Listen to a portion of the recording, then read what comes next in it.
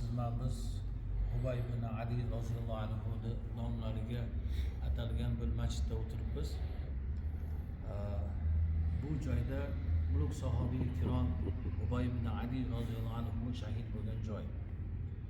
Janob payg'ambar alayhissalatu vassalomga Madina-i Munawvarada iymon keltirgan bu Ubay ibn Adi roziyallohu anhu Avs qabilasidan. Bu zotda janob payg'ambar alayhissalatu vassalom bir xabarni bilib kelishlik uchun jo'natadilar. Atrofda bir tekshirib kelishlikka va u mushriklar bu odamni zotni tutishib oladi. Tutib Makkaga olib kelib sotadi. Va Makkaga olib kelib sotilganda bu Badrda bir odamni otasini o'ldirgan bo'ladi. Haris ibn Amrni o'ldirgan bo'ladi. Bu zotning o'g'illari bu Ubay ibn Adi roziyallohu anhu ushlashib turib sotib oladi ulardan, mushriklardan va mana shu mintaqaga olib keladi. Ya'ni haramdan tashqariga olib chiqib o'ldiramiz deydi. Ya'ni haramni ichida o'ltirsak gunohkor bo'lib qolmaylik deydi-yu, haramni tashqarisiga. Mana shu Oysha onamizning masjidlarining oldi mana shu joy, haramdan tashqari joy deydi. Mana shu yerda o'ltiramiz deydi. Va kres yasaydi. Yog'ochdan yasab turib bu kishini mana shu kresga mahkam qilib baylashadi. Baylab turib Abu Sufyon aytadiki,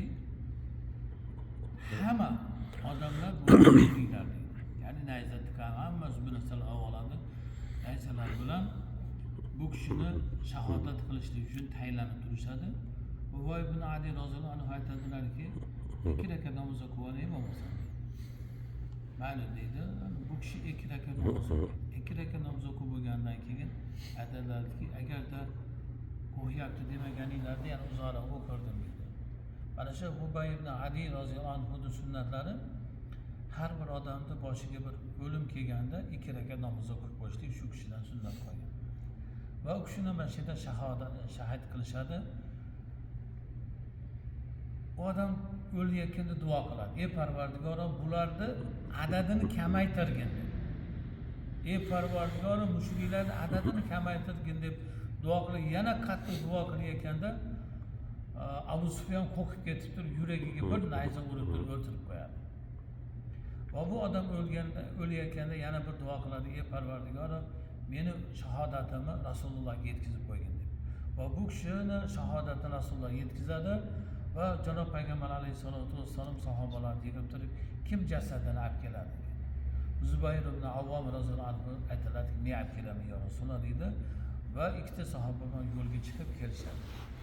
Shu yerdan u kishiga shu tojda ilinib turganini ko'rishadi, bu odamni oladilar. Olib turib yana bir odam narada bir sharpasi ko'rib qo'yganda u sahobani biriga qo'yishib turib, o'zlari haligilarni oldiga chiqadi va ular bilan so'rashib, bu yerda nima qilib yuribsizlar deydi.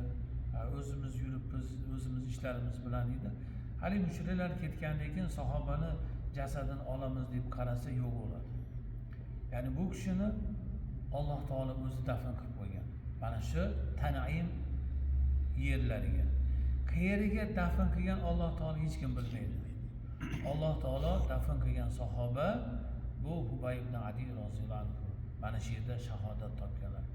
Mana u kishining sharaflariga inshaalloh mana shu yerda bir chiroyli qilib Tanaim o'rtasiga mana shu yerda masjid qurib qo'yganlar. Alloh subhanahu va taolo masjid qurganlardan rozi bo'lsin. Ubay ibn Adi roziyallohu anhudan Alloh rozi bo'lsin. Rabbana atina fid dunya hasanatan va fil oxirati hasanatan va qina azoban nar. Assalomu alaykum.